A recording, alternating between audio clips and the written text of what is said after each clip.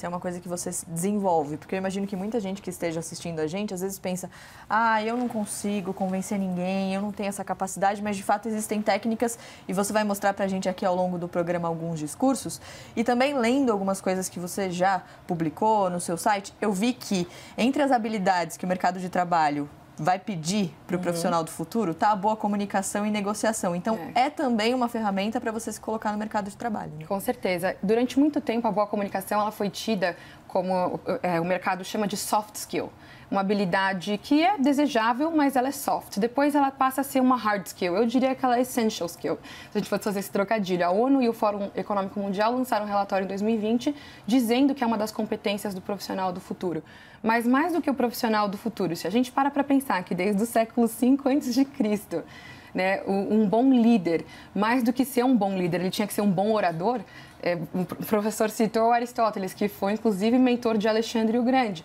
E de fato, a comunicação e o domínio da arte do bem falar, ele era muito importante na vida política daquela época e não é nada novo. Se a gente vê como a gente se comunica até hoje, o uso da razão, da emoção e da credibilidade do orador, a gente está falando de, por exemplo, ethos, patos e logos, se a gente quisesse chegar desde quando isso começou. Então, é novo, mas não é ao mesmo tempo, porque é uma disciplina que, ao longo do tempo, ela só se mostra cada vez mais necessária, especialmente num contexto que a gente fala hoje de pandemia, em que a gente tem muita comunicação que ela é assíncrona. Eu não estou tendo mais, no mesmo tempo e espaço, dentro do... Eu tive algum problema, vou falar com o meu chefe lá na mesa dele, pergunto do relatório, eu mando uma mensagem. A mensagem ela pode ser interpretada na cognição do outro de uma forma completamente diferente do que o olho no olho. Então, nesse contexto que a gente vive hoje, para além disso também, tantas fake news. Como é que eu posso ver um discurso e falar, peraí, isso daqui é uma falácia,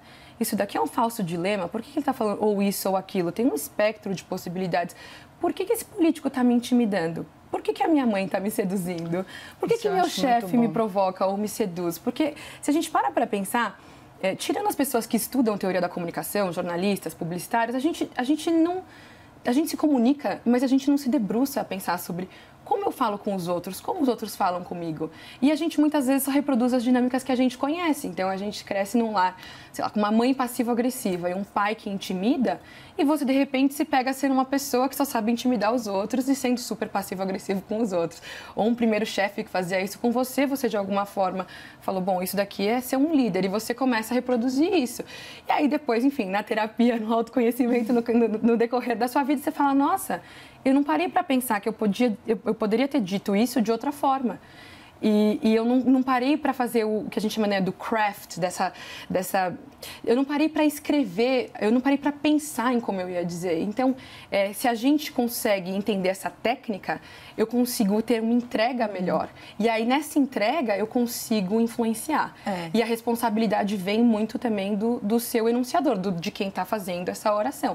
E, então, não tem bem e mal, não é uma visão maniqueísta nem nada, mas assim, você dominando essa técnica, saiba usá-la com responsabilidade. Tem tanta coisa para a gente analisar que isso que você falou sobre mandar mensagem, sobre mandar um e-mail, isso é super importante nesse momento agora, né? Que a gente está falando no cenário da pandemia, você não está ali ao lado do seu chefe ou ao lado de outra pessoa para conversar olhando no olho. Então, como preparar esse discurso, né? Pela mensagem, pelo e-mail. Lembrando que você também sempre escreve ali mensagem, sabe onde? No nosso Twitter, por lá. Lembrando que o nosso arroba é um pouquinho diferente, @CNNBRTonight, BR não Brasil, como nas nossas outras redes. Para você acessar o nosso perfil no Twitter, é só apontar a câmera do teu celular para este QR Code aqui. Lembrando que também dá para deixar sua mensagem com a hashtag CNN Brasil Tonight. A gente sempre de olho no que vocês compartilham com a gente. E olha só, a Maitê separou para a gente alguns discursos de grandes personalidades que ela acha legal comentar. A gente vai ver então o primeiro discurso do Steve Jobs numa reunião da Apple de 1984. Olha só. Good morning and welcome to Apple's 1984 annual shareholders meeting. I'd like to open the meeting with a part of an old poem, about a 20-year-old poem by Dylan. That's Bob Dylan.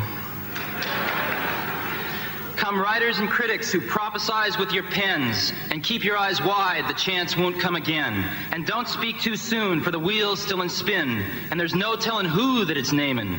For the loser now will be later to win, for the times they are a-changin'. Ele cita o Bob Dylan. Você separou esse discurso por causa da citação? É uma opção? Sim.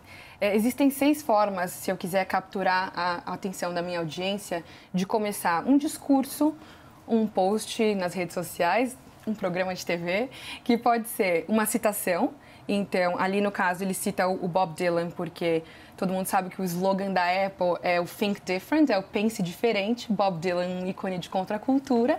Ao fazer isso, ele estava numa dessas convenções apresentando o novo Macintosh. E ele, com certeza, começa essa fala citando Bob Dylan porque é um posicionamento. Quando a gente estuda a retórica, a gente entende sobre o ethos. O que é o ethos? Tem a ver com a credibilidade, os valores, a moral do meu orador. Então, se ele pega carona, vamos assim dizer, no ethos do Bob Dylan, ele já está passando um recado. Por isso que a citação, ela tem que ser estratégica. Você não vai escolher uma citação avulsa. Se eu estou falando, por exemplo, nesse discurso, ele queria provocar esse espírito de subversão, de rebeldia, que tem a ver com os valores da marca Apple, que é uma coisa que ele gostaria de comunicar. Então, ele não escolheu, por exemplo, falar do Johnny Cash, né? Ou falar sei lá, ele poderia até ter escolhido, mas ele pegou um ídolo do rock and roll, que já era de contracultura, que já tinha toda essa pegada para ilustrar. Além da citação, tem outras 5 formas que você pode utilizar para chamar a atenção de alguém. Então, por exemplo, a citação é a primeira que a gente falou. Pensa nos programas dos próprios CNN Tonight, quando vocês começam a cabeça trazendo uma pensata ou trazendo alguma frase. Por exemplo, citar Leandro Carnal, sucesso, entendeu? Não, se for Leandro Carnal citando Leandro Carnal... Isso aí é signo de signo. Mas eu não sei se ele tem esse grau de consciência, eu não saberia dizer. Mas ele cita Bob Dylan, que já fazia sucesso há mais de 20 anos. Ou seja, a geração que está no poder na década de 80, na juventude foi rebelde com Bob Dylan.